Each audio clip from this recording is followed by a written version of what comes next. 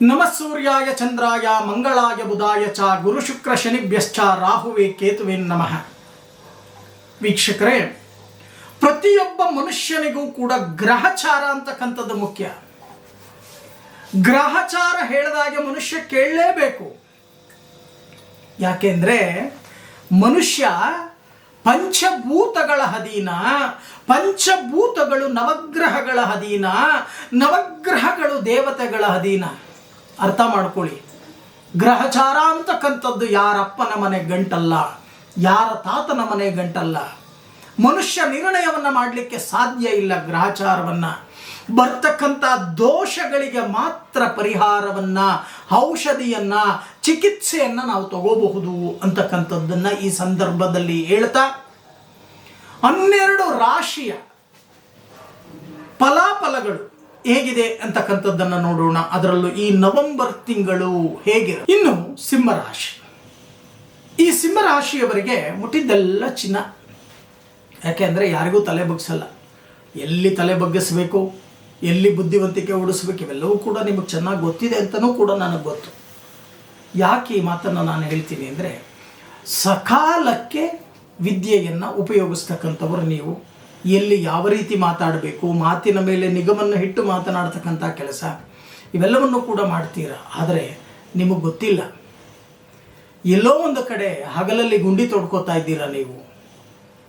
ಯಾಕೆಂದರೆ ಅಷ್ಟಮ ಸ್ಥಾನದಲ್ಲಿ ಶನಿ ಇದ್ದಾನೆ, ನಷ್ಟದಲ್ಲಿ ಗುರು ಇದ್ದಾನೆ. ಗುರು ಬಲ ಮತ್ತು ಶನಿ ಬಲ ಎರಡೂ ಇಲ್ಲ. ನಂಬಿಕೆ ದ್ರೋಹ ಅಂತಕ್ಕಂಥದ್ದಾಗತ್ತೆ. ಎಚ್ಚರಿಕೆ ವಹಿಸಿ. ನೀವು ಅನ್ಕೊಂಡಿದ್ದೀರಾ, ಕನ್ನಡದಲ್ಲಿ ಒಂದು ಗಾದೆ ಇದೆ, ಅಲ್ಪನಿಗೆ ಐಶ್ವರ್ಯ ಬಂದರೆ ಅರ್ಧ ರಾತ್ರಿಯಲ್ಲಿ ಕೂಡ ಹಿಡಿದ್ರಂತೆ. ಸಿಂಹರಾಶಿಯವರಿಗೆ ಅದೊಂದು ವೀಕ್ನೆಸ್.